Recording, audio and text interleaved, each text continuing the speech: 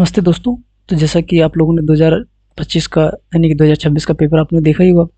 उस अकॉर्डिंगली मैंने सोचा कि आप लोगों के लिए एक वीडियो बनाया जाए कि उसके अकॉर्डिंगली आपको कोचिंग लेनी है या नहीं लेनी है और किसको कोचिंग लेनी है।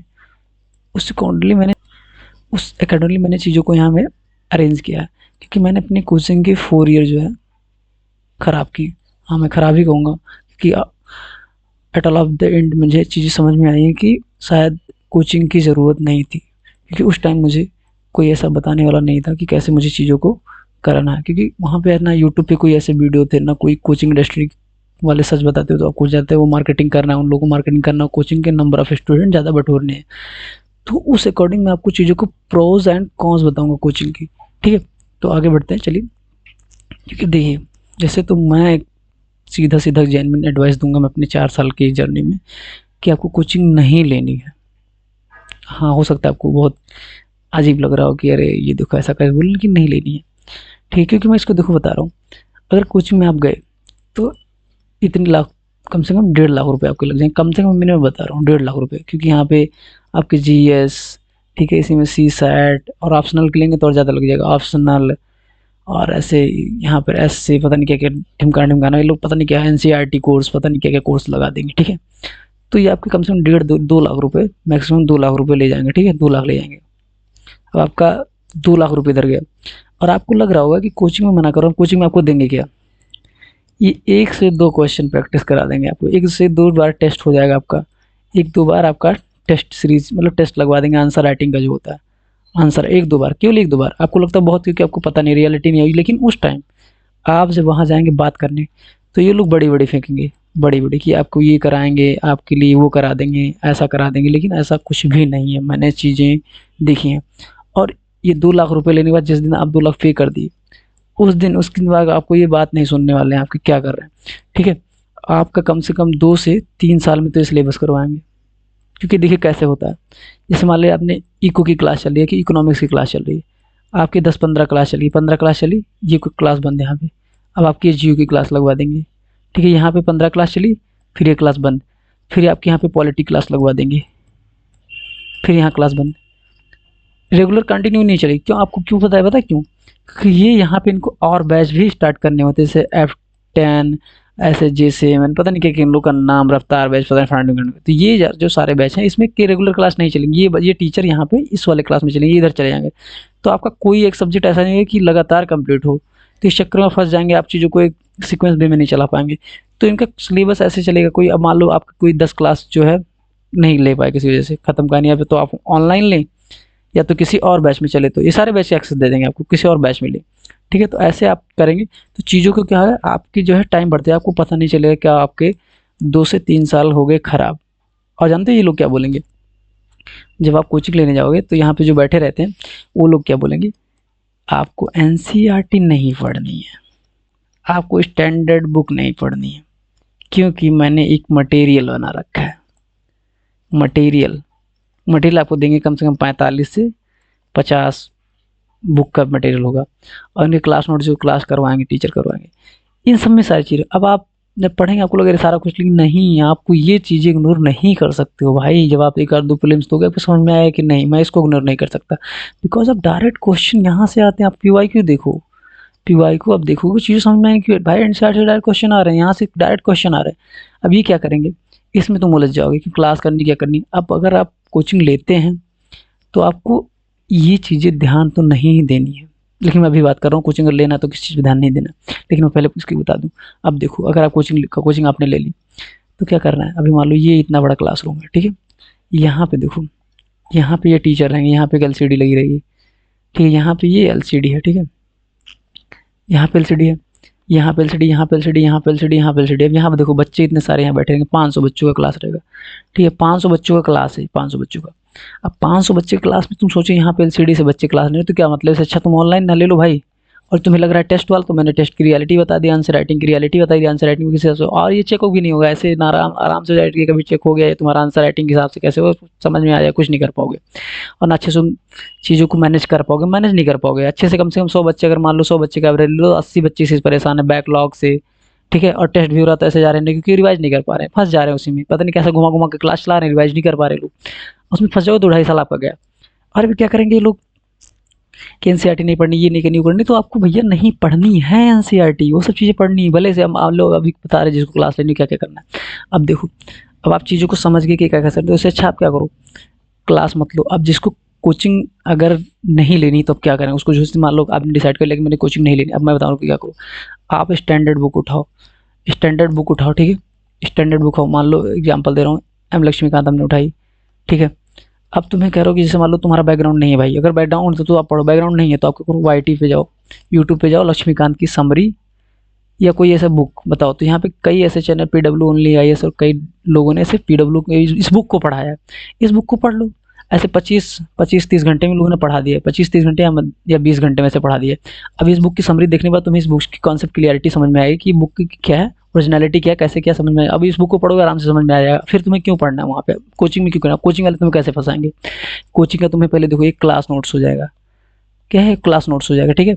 उसके बाद एक तुम्हारा ये मटेरियल दे देंगे फालतू में, कोई मतलब नहीं उस मटेरियल का, ठीक है? अब तुम यहाँ इस चीज़ों में कंफ्यूज हो, मटेरियल पढ़ें, ये पढ़ें कि स्टैंडर्ड बुक पढ़ें। अब इन तीनों में भाई तुम कंफ्यूज हो जाओगे, तुम्हें मटेरियल पढ़ना है, क्या पढ़ना, कैसे पढ़ना। बाकी मैं इस एक अलग से इस पे वीडियो बना दूंगा कि अगर किसी ने कोचिंग ले रखी है तो कैसे क्या मैनेज करना है उसको। लेकिन देखो अभी इसमें फंस जाओगे, तो इससे अच्छा तुम्हें जब स्टैंडर्ड बुक आला एट द एंड जो पढ़नी है लास्ट में, तुम स्टैंडर्ड बुक पढ़ो ना। इससे अच्छा यहाँ पे तुम वीडियो देख लो, वही चीज़ है सेम, बाकी तुम्हारा समय भी नहीं बर्बाद होगा। अब देखो, अब समान तुमने डिसाइड कर लिया कि 90 दिन में, तुम डिसाइड करो कि 90 दिन में मुझे एनसीईआरटी एनसीईआरटी मुझे कवर कर लेनी है, और मैंने की है भाई, हो जाएगा कवर। डिसाइड करो कि 90 दिन में मुझे एनसीईआरटी कवर करनी, हो जाएगा। एनसीईआरटी कवर कर लिया आपने, फिर आपने डिसाइड करो कि 15 से 20 दिन में मुझे जो है लक्ष्मीकांत कवर करनी है, क्योंकि अब 15 से 20 दिन ज़्यादा नहीं है, मतलब ये कम नहीं है भाई, बहुत ज़्यादा है। क्योंकि जब आप प्रीलिम्स का पेपर दोगे तो आपको एक दिन में जो है लक्ष्मीकांत रिवीजन करनी पड़ेगी। एक दिन बहुत लगा दे तो 2 से 3 दिन, इससे ज़्यादा आपको टाइम नहीं होगा। तुम सोचो जब मेंस में देने आओगे तो मेंस का और 2 से 3 घंटा बीच में, फर्स्ट मतलब आप सुबह पेपर दो, शाम के बीच में केवल इतने 3 घंटे का समय रहोगे, कैसे रिवाइज करोगे। तो आप चीज़ों को हैंडल करना सीख जाओगे धीरे धीरे, ठीक है? ऐसे करनी है आपको। और अगर कोई सब्जेक्ट मान लो, आप सारी चीज़ें बुक ले लो, जैसे मान लो साइंस टेक की रवि पी अग्रवाल सर की अच्छी बुक आती है, वो ले लो। इन्वायरमेंट की देखो दृष्टि को एक बुक अच्छी है, ठीक है, हिंदी मीडियम में। अच्छी इंग्लिश वालों के पीएमएफआईएस अच्छी बुक है। और समझदारी विकसित कर लो। उसके बाद तुम्हें पता है कि करंट अफेयर, इन सब चीज़ों से ज़्यादा करंट अफेयर टाइप, लेकिन अब की बार 2026 वाले पेपर में बढ़िया से स्टैटिक भी पूछा था। तो आपको देखना है कि हाँ देखो, विजन की अच्छी मैगजीन आती है भाई, मैंने पढ़ रखी, मैं रेगुलर पढ़ता हूँ, अच्छी मैगजीन है। बाद में पीटी 365 आ जाती है। उसके बाद इनकी जो मंथली मैगजीन भी अच्छी, मंथली मैगजीन वही पीटी 365 जो कंप्राइम, मतलब उसको कंप्राइम जो है कंप्रेस करके बना देते हैं, लेकिन बहुत अच्छी मंथली मैगजीन अगर पढ़ सकते हो। अगर कोई करंट अफेयर का आपका सोर्स कोई अच्छा नहीं है तो ये पढ़िए, लेकिन ये रेगुलर पढ़िए। और आप जो द हिंदू पढ़ रहे हैं, कुछ भी पढ़ रहे हैं तो उसको पढ़, लेकिन ये बहुत इंपॉर्टेंट, क्योंकि सारे बच्चे आप देखेंगे टॉपर्स भी यही बोलते हैं, चीज़ों को मैनेज करना। और स्टैंडर्ड बुक पढ़िए, कुछ नहीं सुना तो यूट्यूब पे सारे चीज़ें भाई पढ़ी हैं फ्री में। अगर आपको कोचिंग लेनी है, अब इस पे बात कर लेते हैं, ठीक है? अगर मान लो आप कुछ नहीं करें भाई, मुझे मेरा बैकग्राउंड में डेडिकेटेड नहीं हूँ, ये नहीं हूँ, नहीं हूँ, ठीक है? तो 2 मिनट ऐसे मैं एक चीज़ भूल गया, सॉरी फॉर दैट। मैं ये थोड़ा सा मैं इस पे बात करता हूँ। पहले से अगर मान लो तुमने कोचिंग नहीं ली, तो आप अगर भाई डेडिकेटेड हो, ठीक है, डेडिकेटेड हो, तो आप लाइब्रेरी जाओ, लाइब्रेरी में जाके चीज़ों को अच्छे से मैनेज कर लो, कोई दिक्कत नहीं। अगर आप अब देखो, अब आपने अगर कोचिंग आपने ली, कोचिंग आप लो तो क्या करना है भाई, ऑफलाइन मत लो।